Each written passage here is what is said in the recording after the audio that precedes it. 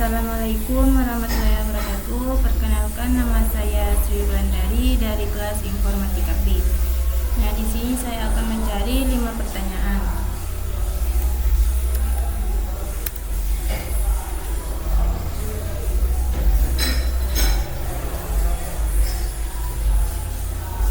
Nah, terus kita copy paste.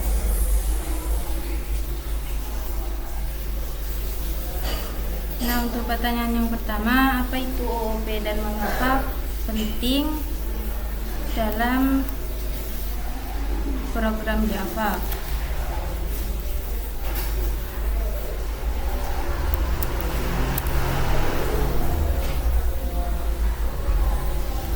Program berinteraksi objek adalah paradigma program yang berfokus pada penggunaan objek dan kelas. Dalam OOP, kita menggambarkan dunia nyata dalam bentuk objek yang memiliki data disebut atribut dan fungsionalitas disebut metode atau fungsi. Java adalah bahasa pemrograman yang sepenuhnya mendukung OOP sehingga menjadi sangat populer di dunia perkembangan perangkat lunak.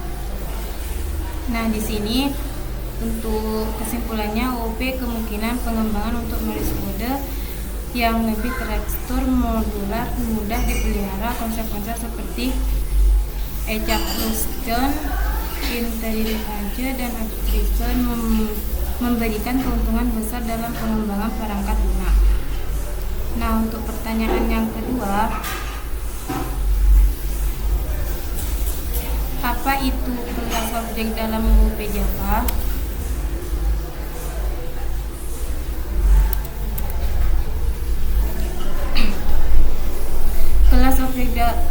Kelas objek adalah template untuk membuat objek. Kelas mendefinisikan atribut, variabel, dan perilaku metode yang dimiliki oleh objek dalam OOP. Kelas adalah dasar-dasar objek yang akan dibuat. Ciri-ciri kelas dalam OOP Java: atribut, properties atau fiat, variabel yang dimiliki oleh kelas yang berfungsi untuk menyimpan data atau informasi. Metode, fungsi atau prosedur yang mendefinisikan apa yang dapat dilakukan oleh objek dari kelas tersebut.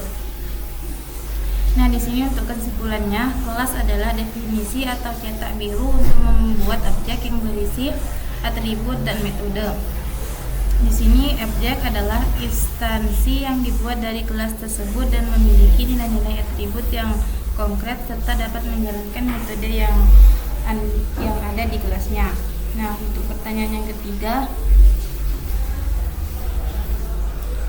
apa itu konstruktor dalam Java dan bagaimana cara kerjanya?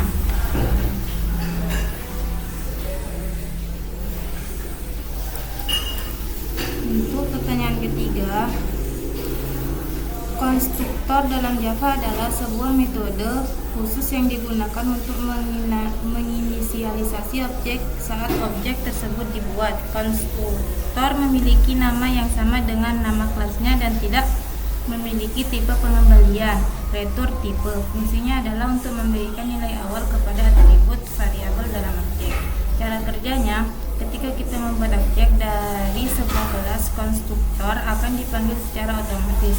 Konstruktor ini bertugas untuk menginisialisasi nilai awal atribut objek, memastikan banyak objek dalam kondisi siap digunakan setelah dibuat. Nah, di sini untuk kesimpulannya, konstruktor adalah metode khusus yang digunakan untuk menginisialisasi objek dalam Java. Ada 2 jenis konstruktor: konstruktor default tanpa parameter dan konstruktor parameteris dengan parameter. Nah, di sini ada konstruktor membantu kita untuk memberi nilai awal pada objek saat objek tersebut dibuat dan memastikan objek selalu dalam kondisi yang valid sebelum digunakan. Nah, untuk pertanyaan yang keempat, apa yang dimaksud dengan inheritance dalam UPP? Nah, ini untuk pertanyaan yang keempat. Inheritance atau pewaris adalah salah satu konsep utama dalam pemrograman berorientasi objek yang memungkinkan sebuah kelas untuk mewarisi sifat, atribut, dan metode dari kelas lain. Dengan inheritance kita dapat membuat kelas baru yang berbagi fungsionalitas dengan kelas yang sudah ada tanpa perlu menulis ulang kode yang sudah ada. Ini meningkatkan reuse pengguna kembali kode, mempermudah pengembangan perangkat lunak. Penjelasannya, inheritance kemungkinan kelas untuk mewarisi atribut dan metode dari kelas induk superkelas. Nah, di sini untuk kesimpulannya, langsung saja. Kesimpulannya, inheritance dalam OOP Java kemungkinan kita untuk membuat kelas anak yang mewarisi atribut dan metode kelas induk sehingga memudahkan kita dalam pengelolaan dan pengembangan kode. Kedua, konsep ini meningkatkan reuse kode, membuat kode lebih terorganisir dan kemungkinan pengembangan perangkat lunak yang lebih efisien.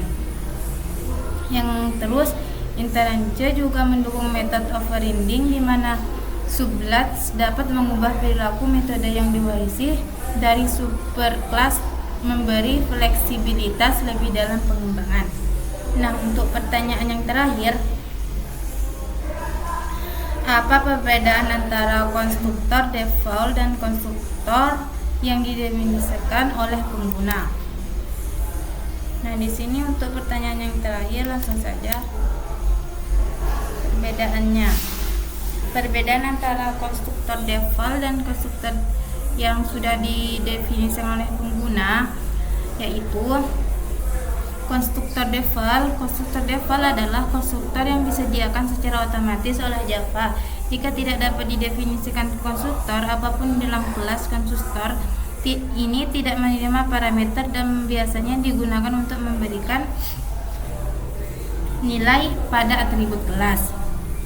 Nah, untuk yang didefinisikan oleh pengguna adalah konstruktor yang didefinisikan oleh programmer dengan parameter tertentu. Dengan konstruktor ini kita bisa memberikan nilai saat objek dibuat yang kemudian digunakan untuk menginisialisasi atribut objek. Nah, di sini langsung saja kesimpulannya. Konstruktor default adalah konstruktor tanpa parameter yang disediakan otomatis oleh Java. Jika tidak didefinisikan konstruktor sendiri, ini menginisialisasi objek dengan nilai default. Sedangkan konstruktor yang didefinisikan oleh pengguna memungkinkan programmer untuk menginisialisasi objek dengan nilai yang lebih spesifik. Dengan konstruktor ini, kita bisa memberikan nilai langsung saat objek dibuat, memberikan kontrol lebih atas bagaimana objek diinisialisasi.